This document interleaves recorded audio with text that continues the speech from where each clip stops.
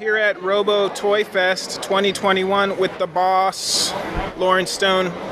Lauren, how did everything go today? Dude, it is so nice out here. We are so grateful that people are ready to come out, that everyone's doing it safely, that people just want to have a good time and collect toys and celebrate conventions again. And so it's been really, how do I put it? It's been a little bit uncertain in this climate, not knowing what to expect, but we're absolutely thrilled by the results.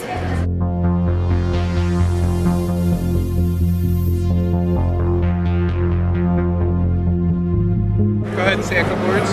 Hi, this is Francois Chow. Perfect. Here at Robo Toy Fest 2021 with, dare I say, an international man of mystery. Sure, why not? You can call me that. Here with actor Francois Chow. That's it. A little bit of context. You played the notorious villain Shredder in Teenage Mutant Ninja Turtles 2. That was Secret of the Ooze. You played Quick Kick in the Sunbow series G.I. Joe. You see, you're going way back now. Yeah, both of those are been a while, but yeah. When I've talked to actors about that Sunbow series being involved, usually they say that it not only launched careers but lifelong friendships. What would you say about the Sunbow series? Well, I think my introduction into that series was pretty much that was the first. That was my first gig when I got to Los Angeles, and my first voiceover gig. So pretty much thrown into the deep end of the pool, as it were, because I showed up and there was Keone and all these other voice actors who have been, who've been doing it for so long and are masters at it. And I was just like, point me in the direction and just tell me what to do, and I'll try to do it, kind of thing. That's fairly modest. I do know people love Quick Kick. Yeah, I mean, it was a fun part, and I guess my ability to do bad impressions of, wow, it's been so long now that I don't think people even remember who those movie stars were, like Humphrey Bogart or, guys like that. True. You even had time to sneak in an episode of the sci-fi cult classic, The Invisible Man, am I right? Yes. I was the, remember that? I think I was sort of like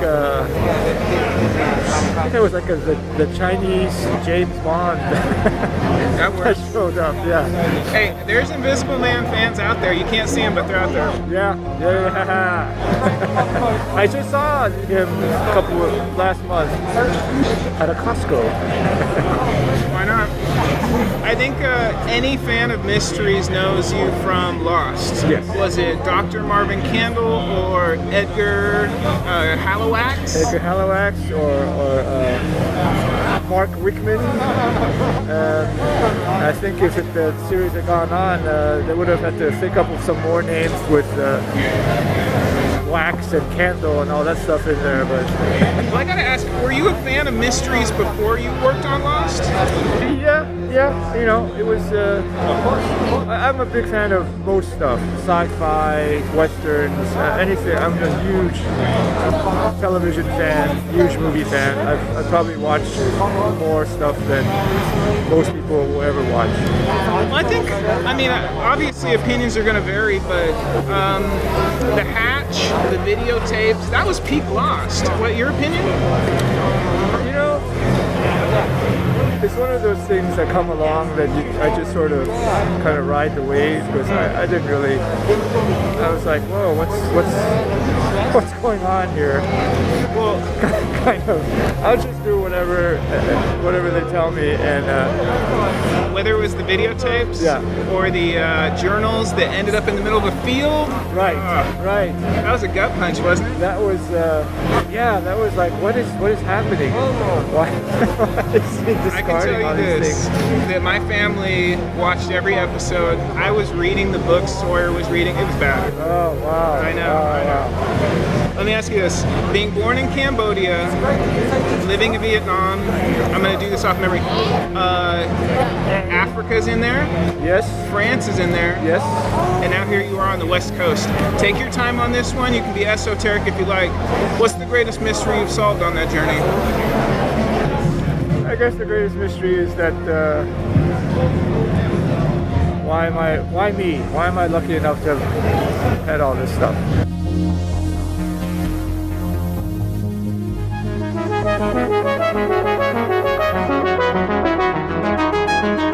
All voices on the record are considered high profile by Cobra Command. Welcome to the final level.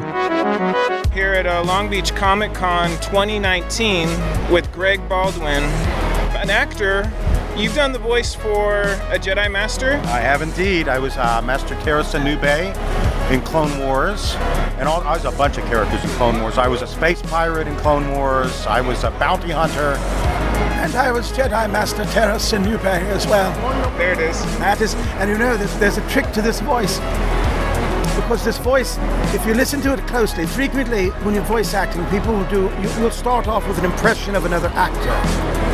And when I say listen to Terrace Nube and then go back and watch the very first 2 Harry Potter movies and listen to Richard Harris as Dumbledore, and you will definitely notice the similarities. You're definitely making friends right now. You've also been the voice of Aku on Samurai Jack. That is correct. Yes, foolish mortal, that is correct. That's some heavy lifting. But I have to ask you about a voice that you did in a city that people have never forgotten. You were Frank Fontaine, the pivotal antagonist. That is correct. In BioShock, which was Game of the Year several times over. I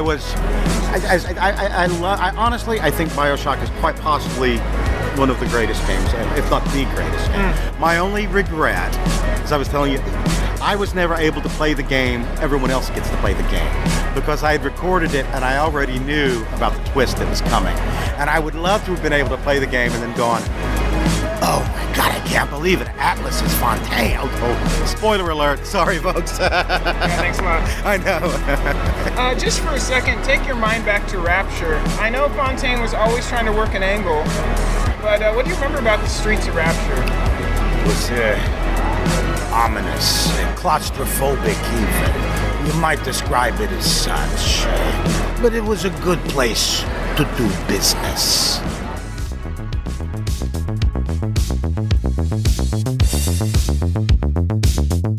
Cujo on Joe. Got it right this time. Yeah, you did. G.I. Joe podcaster. Also a staple at Golden Apple Comics. Staple.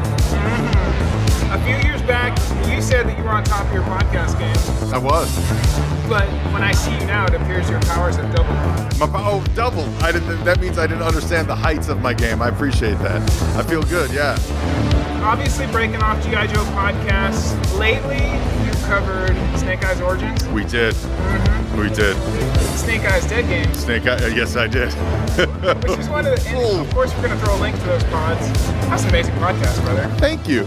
I've gotten some good feedback on that. I appreciate you saying so. And of course we did get Extreme. Extreme! Nice. Yeah. Modern G.I. Joe, right? Yeah. What have they not gotten right? Are we talking toys or are we talking movie? Because there's a lot going on right now. The overall rightness is that there's a lot to talk about. So let's start positive. There's a lot to talk about, and that's exciting. There's toys, multiple lines of toys. There's the movie. There's a new cartoon supposedly happening. They're talking about doing the TV show with Lady J. Who knows? So that's all good. You're talking like a consumer. Talk like a critic. So, well, yeah, individually like a critic, there have been, some misfires. I think the availability of the toys is disappointing. To not have those toys on shelves in mass quantities when the movie comes out is disappointing from a growth perspective. Let's talk narrative side. Whether we're talking a Dead Game. Okay. Well, what is one thing that they have to get right about Joe for it to work for you? It needs to be about Joe versus Cobra. Going back to the basics of it, going back to the roots of it. Let's get some Joe versus Cobra stuff going on. there's a desire to want to branch out and get, do all these side villains and side stuff and new this and new that. But you know what? Joe versus Cobra is what sells me on the brand. And seeing them foil each other and seeing these wild personalities clash, on a one-to-one level, that's what works for me. I think what puts me off is like, I don't need to know the origin of Snake Eyes, but if you want to go Tiger Force, well, that's fine. Yeah. Well, we're talking movie. That's still not the origin of Snake Eyes. Just to broad stroke it. That's still not the origin of Snake Eyes. You end up with a dude who has about a week's worth of ninja training and is named Snake Eyes. He's not scarred.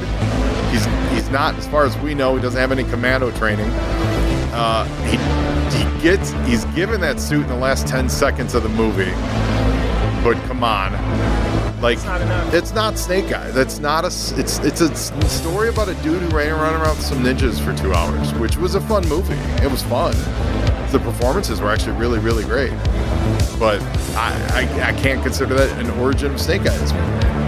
I think when I'm looking at the brand nowadays, they seem to be obsessed with the same 5 characters every time. Yes, that's a huge problem. For me, like, on the Joe team, the 100th person on the roster is as dangerous as the first person. They are. I asked this of a friend of mine who knows a little bit about a little bit, and the basic idea is if you can't get the big ones to sell early, then the lines, whatever the product is, whether it's a new Funko line or a new miniature figure line or a die-cast line, they always start with those main guys because those need to sell well in order to dive deep into the roster. That may or may not be true, but it is disappointing because we just keep seeing the same dudes over and over and over again.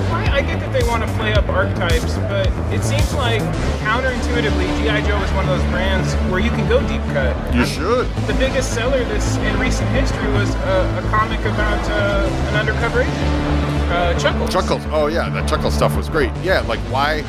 Here's a question for real. Why wasn't Chuckles? We're 27 characters in. If you're paying attention to what the fans love in the last 10 years, that Chuckles storyline lit everybody up.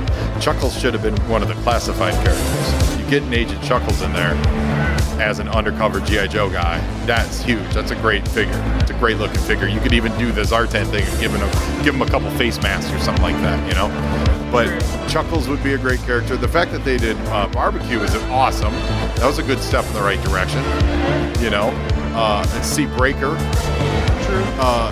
to touch on those originals. But yeah, there's such a deep roster. Where's Shipwreck? Where's Toilet Teal? Where is Toilet Teal? Where's Old Style? Where's Old Style? Where's where's Shipwreck? Where's Bazooka? Last time I checked, we're in the trenches right now, brother. I'm ready for that movie. But you did mention Zartan. I don't want to leave out the Dreadnoks. So yeah. Why don't we go back to simpler times? Accessing archive data 2019. Previously on Joe on Cujo? Joe on Cujo on Joe. Thank you for sorting that out. Cujo on Joe. Cujo on Joe. Dude, you're fresh off of a tour de force of a podcast. Thank you. Known as Cold Slither Behind the Rock. That's not only an achievement of narrative, but coordination, am I right? Yes, yeah. We 15 voice actors. Including Morgan Lofting herself, the Baroness. There it is. From 4 different continents. That's right. 5 different countries. I try to get as authentic Australian, authentic English. Our friend Ross, who played Buzzer, is literally from the town that Buzzer is from. So I'm like, of course, you're doing your hometown accent. Yeah, so plus we had live music for the band, Hot as Hell out of Chicago. They just destroyed with their cover of Cold Slither. I mean, it was, I'm really proud of it. I hope everyone enjoyed it and shared it and passed it along. It was a real labor of love. Definitely got spun on social media. For sure. Also including Steven Jubber. Yeah, Steve Jubber from G.I. Joburg. G.I. Joburg was my Zartan. Carrying on that legacy. when I was working on it, I was literally working on my casting, and I was surfing the internet trying to figure out who was playing what, and one of the Joe Berg videos came up, and I heard him doing Zartan, and I was like, well, I know Steve. Of course he's going to be my Zartan. Of course he's going to be my Zartan. How can he not be Zartan? It was a nice reach. Oh, he was great. What about the come down though? You have a victory, but you're an indie creator, which means that So it's about the next hustle, man. It's about the next hustle. I know. For me, creatively, and this goes back to everything. I've drawn. I've made my own, it's like self-published comics. Like I did comic strips in college. I actually like the learning of the new, and so I like to do something a little different every time with every project because we only have so many in us. You know what I mean? yes. So yeah, I'm really excited about doing something a little bit to the left, but also I really think Joe and Joe fans are going to enjoy it. It's more world building. Let's put it that way. One more time for the cheap seats. Where can people find you online? Oh man, go to @JoeOnJoePod on Instagram, Facebook, Twitter.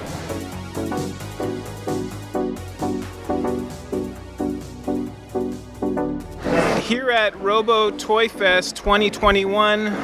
This is not the first time we've spoken. How you doing, Jamie? Good. I'm doing well. Thank you. I think it's been 2 years since we've chatted. You've done tons of Joe art. We've spoke on it. Yeah. And an artist can do great work, but it's not always going to arrive if there's not a good team. And every time I've talked to you, you've always had a partner with you. Yeah. This is Erin, my wife. Slave driver. She cracks the whip all the time. Yeah, I keep him chained to his table. That's how we get all this Joe art. Right? Solid. My questions are short, but convention life, how has it treated you over these many years? I mean, I married into it, so it was kind of a given, I guess. But with him in the industry, it's fun. We have our con family and we do shows. It's a lot of work, but we love it. It's so exciting. It's exciting. So waiting for the Christmas card, guys. Last question. You wouldn't want to see our Christmas card from editor. It was me in my underwear on a Wampa rug. Oh my God. Well, you're kind of selling me, brother. Yeah, it really was. It was fabulous. Life with an artist. Put a couple sentences on it. That's all you. We keep different hours. Like, he hates it that I go to bed at 8 o'clock because I get up at like 6 a.m., but he's up until 5 a.m. drawing and then he sleeps. And then wakes me up at 6 a.m. And then I wake him up. Why aren't you getting up? Why aren't you getting up? I don't know, because it's up till drawing. So it's different, especially with someone who's self-deprecating like Jamie, who hates all of his own stuff. And he's like, what do you think of this? What do you think of this? And I honestly say every time, I think it's amazing. And he's like... There's plenty of people out there that hate it too. Not just me. But he's like, you need to give me your honest opinion. And I'm like, my honest opinion is that it's amazing. Like, you wouldn't be working in the industry if your stuff wasn't good. I'm going to tell you right now, that's the worst thing that like a family or a friend can do when you ask them for opinion on work is blow smoke up your ass because you don't get better. If you don't get an honest critique about something. Listen, you're legally blind in one eye and you're still drawing all the stuff that you're drawing. So, I mean... Which means I have one eye. It's not like I'm drawing in 3D. No, but still, I mean, he wears a patch over his left eye to be able to see. Yeah, sometimes blue painter's safe. That's another story. Just trying to be Snake Plissken. I get it. Guys, it's been a pleasure. How many times have we chatted? 4? Oh, yeah, 4 or 5. Every con, I think, right? Maybe. Then other than just this place, we've Yeah. run into each other. Always a pleasure, guys. Always. Always. It's good to finally be back and see everybody. Right? Jamie Sullivan, cover artist, G.I. Joe. You were a master. Yes, sir. Here with Keone Young, a veteran of the game. Young Joe. A few years ago, NBC News said, for over 50 years, you were an outsider on the inside of Hollywood. Yep. You've done stuff from Deadwood to Dude, Where's My Car? And of course, our favorite, Storm Shadow. Yeah. 2 questions. In your time, what did Hollywood get right and what did Hollywood get wrong? Well, I'm really not qualified to answer that. But I mean, I think that the trend now, like if you can recall, let's take something like Star Wars. There was no diversity in the beginning. You had blue people, you had green people, but you had no real people of color. And that was like, if you look at all the science fiction shows about like other planets and other universes, there's like never any people of color, and you people of color were going like, hey, wait a minute, in the universe there's no black people. So finally, like with Black Panther and with all these other things, finally it's evolving into something different. And when I say I've been an outsider, it's because I've been in the business so long and haven't been able to get into those generic shows. So now I'm finally able to, like I did Star Wars Rebels as Commander Sato when they started instituting those kinds of changes. Final level time here with guest of honor at the Robo Toy Fest 2021, Flint Dille, known as the Games Master. Well, that was the title of my book. yeah, that was really because of the G.I. Joe episode. But yeah, okay. I'll happily be known as Games Master. There it is. Your Twitter bio probably says it best. Transmediologist, world builder, Argonaut, narrative alchemist, and sometimes simply just a designer and a writer. But you're also a legacy too. Yes, Your that would be true. grandpa, Yeah. Was the first person to syndicate comics and newspapers back in the 19-teens? Yeah, I think that may be true. I had not heard that, so I couldn't testify to it, but that is very possible. He was certainly doing it in the 19-teens. You've worked on properties like Garbage Pail Kids. Yep. Which, of course, I have to ask now your favorite Garbage Pail name. Oh, it's really, I think Rustin Justin. I don't know why, because we had a guy named Justin that, is a friend of mine. But yeah, probably. Yeah, that was not the high point of my career. It was really an embarrassing fail. But it was an interesting fail, and it was the first time I ever tried to write pure comedy, which led into the next era, which was doing Tiny Toons and Five Goes West. I think you just summed up my interview career. Oh, sorry. Writer on Chronicles of Riddick, Butcher's Bay, which is actually one of my favorite games on Xbox.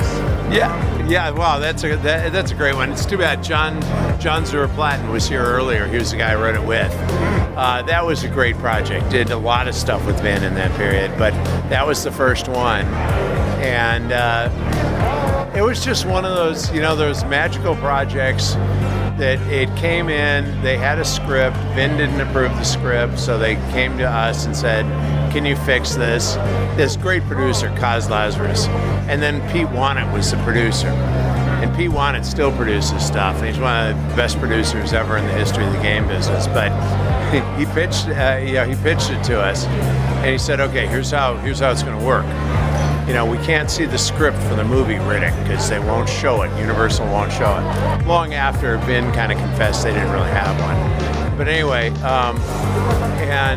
he said, so we're doing a prequel. It's called about Butcher Bay because there's a reference in Pitch Black to the toughest slam in the world, Butcher Bay. So here's the story. It's the Wannett pitching it to us. Yeah, he's like the Jim Morrison of the game business. Anyway, so Wannett says, okay, here's how it works. In the first scene, Riddick gets captured and put into Butcher Bay. Yeah? Final scene, Riddick escapes from Butcher Bay. You just have to figure out the middle stuff. Nice. Okay, that was the pitch. And we did it, and we realized at a certain point that, that this had to be interactive dialogue. This had to be, you had to have choices and had to be an interactive, immersive world. And then we really had to, think of it as a massive dungeon and approach it and design it that way. Because I'd done a lot of, D&D designs, right? Let me put you on the spot with that one. Being a designer of worlds, give me your give me your top gaming worlds that you enjoy that you don't work on. or did not? Oh, that I don't. Okay, so I never technically worked on Warcraft. I did do D&D projects, so I can't use that. Okay, so gaming worlds. That's really a great. You want board games or computer games? Take it where you want to take it. Boy, that's a really great question. There's a couple that are going to put you on the spot. Oh, I know. Good. I love interviews like this, but I'll fumble around a lot, so you just have a good editing machine available. I would say that certainly that one of the most striking looking worlds I've ever seen was what's that? I'm blanking on the name, but the computer game is set in kind of a sort of a 50s 1984 world. It's like Ayn Rand wrote it. I'm trying. You know what? If you're gonna say Rapture from BioShock? No, but BioShock is. We would have accepted that answer. Yes. Okay. Yes. Yeah. Rapture from BioShock. Okay. BioShock had a look incredible. It was just fabulous. So I would say BioShock had certainly a world I like the look of. Worlds that I like the way they fit together. And let's say gaming worlds. You can't use Star Wars, you can't use Lord of the Rings, you can't use, it has to be a primary game project. I would say, okay, I'll give you some really sweet ones here. Jak and Daxter and Sly Cooper. Yeah, I just love the kind of the version of Paris or wherever it was, the Sly Cooper that we were in. It was really kind of fabulous, and it had a logic all its own, and it was a fun mix of different kinds of fantasies. I did not work on either of those projects. I did a game called Uncharted later on with the guy that did Jak and Daxter and numerous other things. So I'm a little bit biased, but I was, that was when my kids were coming up. And so I was really aware of the world, and I loved the value system of the world. Those both kind of lend themselves to a whimsical side. You mentioned your kids. Let me also ask you this one, because it's always on my mind. More immersive sci-fi world, Star Wars or Tron? Well, okay. Tron to me there was a ton of potential in it that was never fully realized. Star Wars is as immersive a sci-fi universe as you could possibly get into. Now I am not an expert in them. The Dan Simmons series, there are people who love that world, and I like it. Frank Herbert's Dune world, especially when it was made, was a great sci-fi world and certainly influential to everything else that came after it. Someone called the Games Master. It's no surprise you're the creative lead at one of the world's biggest games, Pokemon Go. Yeah. Which I must say that me and my lady have spent hours running to gyms all around the Bay of Long Beach. So, well done. Well, bear in mind, I had nothing to do whatsoever with creating Pokemon. Okay? That was a bunch of Japanese people in the 90s or whenever that was. And it was this weird period when I was neither doing that kind of entertainment and I didn't have kids yet. So, I just kind of missed it. I had a great deal to do, I think would be fair to say, with the protocols of geogaming. Because I worked on a game called Ingress, which was kind of our other product before Pokemon. But wait, there's more. You also find yourself in good company on the regular. A friend of iconic creator Frank Miller. He made you the lone Spartan to escape in the worldwide blockbuster 300 named Dilios. Yeah, Dilios, yeah. Frank, who it's possible will show up later on today. I invited him. Nice.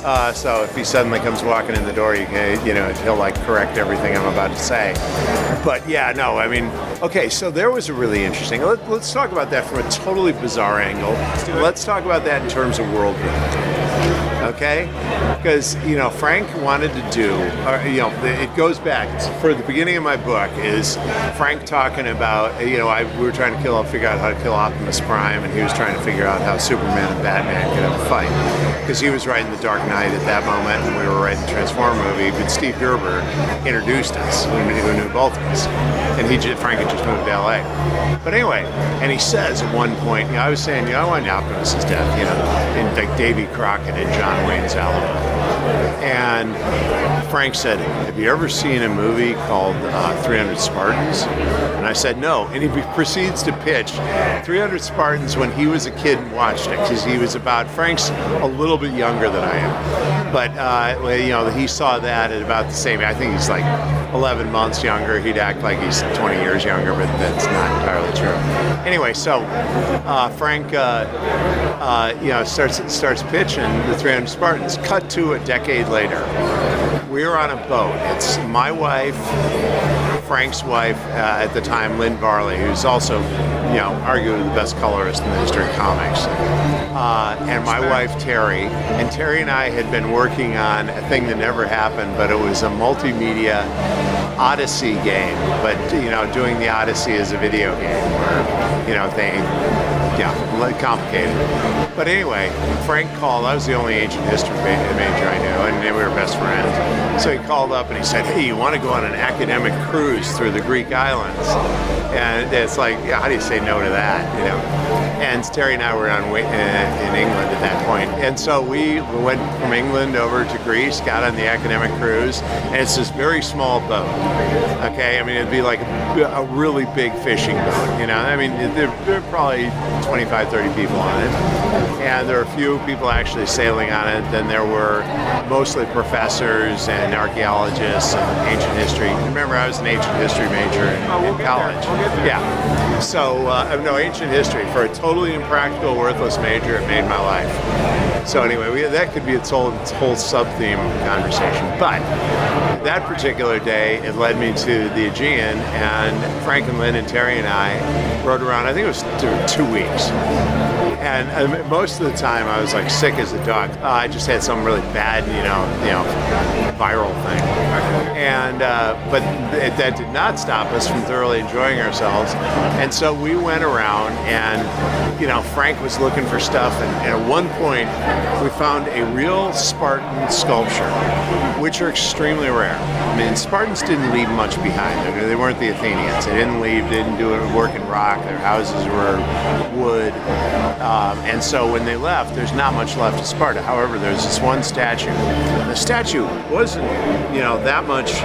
It was about the same size as stuff you'd buy here at Robotcon. And it was a Spartan soldier, kind of like... This intel has been deemed privileged by Cobra Command. Frank just said, "All right, that's what it looks like." I mean, he incredible, did a lot of stuff, but they were the level, and here's what people don't understand about Frank, is the amount of research that he does. By the time he was done with 300, he was, certainly a qualified expert in hoplite, Greek warfare. So we just absorbed, and we were like a couple children. I mean, people think of Frank as this very serious guy and all that, Incredible. But we were like walking around wilting each other's shoes. He's putting "kick me" signs on my back, it was like that kind of trip. And then Lynn, his wife, I remember we had like a 3-hour conversation about the color orange while we're watching the sunset over the Aegean and talking about all the different shades of orange.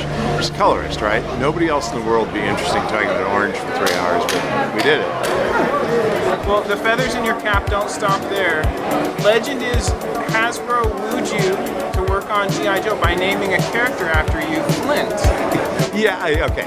That may or may not be true. I choose to believe that story. That's what Tom Griffin and Joe Bacall were telling me when they were trying to hire me. You have to take the job. We named a character after you. It's like, good, I'm with that. And I certainly did everything I could to promote him. I'm holding, for those of you without cameras, I'm holding a Flint bath soap I have on the table with a bunch of miscellaneous objects I found in my house.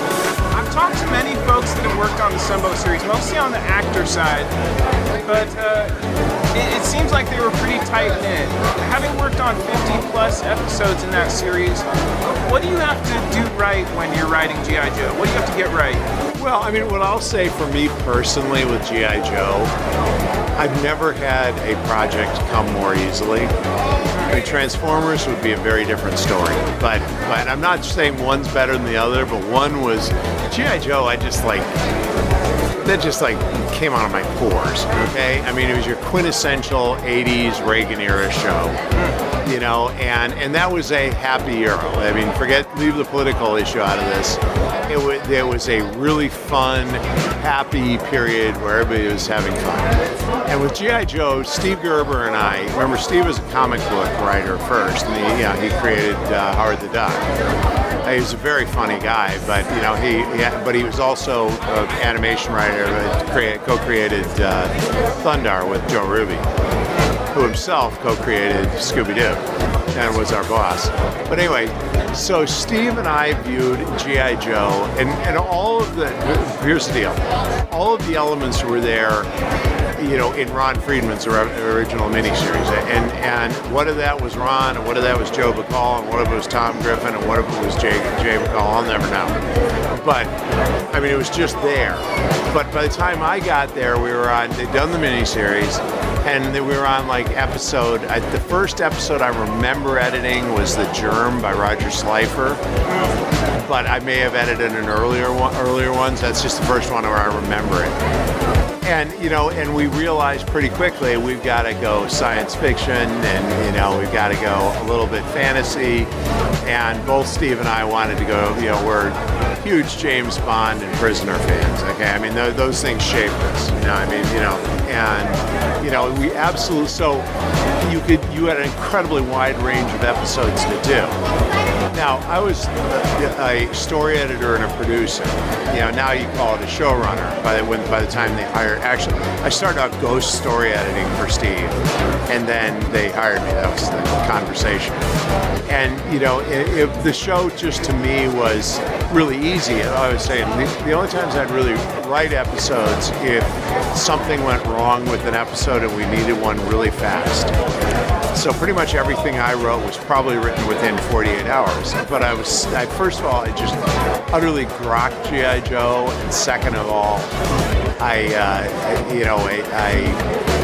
had the same sensibilities as Steve, and so it was just easy to do. And I always felt like I wanted to do fun episodes that violated the template. Well, it appears all roads lead to Robo Toy Fest, as you are the guest of honor. But nobody gets here alone. I suppose as we get near the end, raise the glass to a mentor, a partner, somebody that helped you get here. Oh, well, I mean, I've already mentioned a lot of them. Okay, I mean, let's just start. For the very beginning of my career, Joe Ruby. After that, throw in Steve Gerber and Buzz Dixon. After that, throw in Gary Gygax and Luke and Ernie as kids. After that, and I crossed paths with a lot of people in that period, like both Stan Lee and Jack Kirby, who I didn't work with as much, but certainly worked with. And you learn little bits and pieces from them. George Lucas, I did when I was doing Droids. It's kind of a disastrous experience, but I sure as hell learned a lot from it. Later, Steven Spielberg, when I was doing Fievel. I mean, it's a long list, but I really, like every one of those people. Rob Fulop on games, all of the TSR guys, Jim Ward and TSR guys designing games. Mike Becker. I can go on for about 2 hours, but yeah, and I haven't even gotten. I'm not even to the mid '90s yet. I mean, it goes on and on and on. It's quite a tapestry. Yeah. There is but one more skeleton in the closet. An episode you wrote for G.I. Joe aired mid-December 1985. I believe on the Knowing Is Half the podcast, cheers guys, you said that was an episode that resonated with you. Care to say why? Yeah, I mean, okay, I just rewatched Skeletons in the Closet for the first time, like within the last year, somewhere during COVID. And maybe before that, because I think I may have watched it for when I was writing the book. But Skeletons in the Closet, if you were to take, what I love about the G.I. Joes that I wrote, personally just wrote, if you were to take everything I like and throw it into one script, it would be Skeletons in the Closet, in that it's a Lovecraft story, it's a spy story, and you got a spooky old mansion, you've got weird backstories, you have military stuff, You have a kind of romance with Flynn and Lady J. And of course, Marissa Fairborn was, of course, conceived in that episode, but we left that scene in. Well, you mentioned the foe, that being your Lovecraftian phase. It's kind of a tentacled creature in the bottom of a well. You say Lovecraftian, it feels a fair bit more elemental to me. Perhaps it's the squid that gets dropped on New York in Watchmen. Perhaps it's the striped chin on Thanos. And maybe it's Starro from the new James Gunn movie, who knows? Everybody's got their favorite apocalyptic tale. Being a ancient history major / classic rhetoric. Yeah, classical rhetoric. Yeah. What's your favorite tale about the apocalypse? Well, real quick on that, the thing that will make you understand Skeletons in the Closet and the Games Master, for that matter, is both of them were written in my office at the Dungeon and Dragon Entertainment Company mansion, which was in fact a converted stable in a mansion built by a filmmaker named King Vidor. And owned at that moment by either Barbara Streisand or Richard Harris. We never knew for sure. But the point is, it was written literally in our D&D design room. So tell us about that. Apocalyptic tale. I know that's the next one. I'll put you on the spot. Oh, okay. The Stand.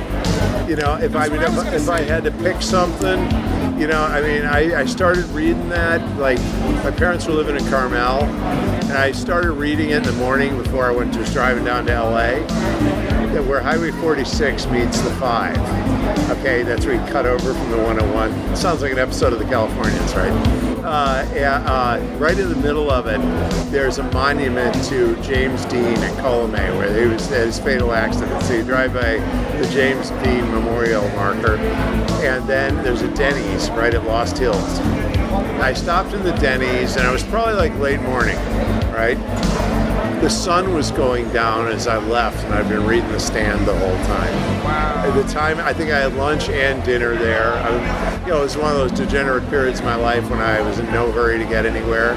And yeah, that was the best. I mean, everybody from Bruce Springsteen to whatever, and it wasn't really Bruce Springsteen. But, yeah. Well, you know, they say those summertime colds are the worst all time, right? Yep. At the end of the episode in Skeletons in the Closet, Destro says, you better hope you never have to see the consequences of your actions. The way the world's acting right now, you think we might?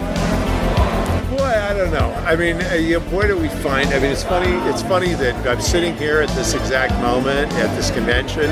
I'm in the 80s, and I'm realizing I'd rather be there. This is a suck of a period. You know, I mean, what I love about it is, people are still wearing masks, but they ditch them at every opportunity.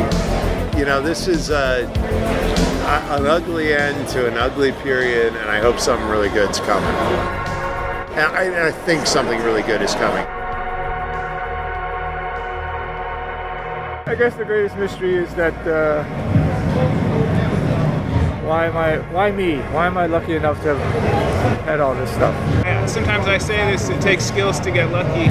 I don't often get to talk to an esteemed member of the Dharma Initiative, so I have to ask this question. Your time on the island, Doctor, did you ever figure out why the sky went purple? Well, did you ever think that maybe I made the sky go purple? Nice one, nice one. If you'd be so kind, I don't know if you recall, it's been a pleasure chatting, Francois. Thank you. Can you send us off with that Dharma videotape exit? All right, here we go. You ready? Yeah. On behalf of myself and all of us here at the Dharma Initiative, congratulations. Namaste and good luck.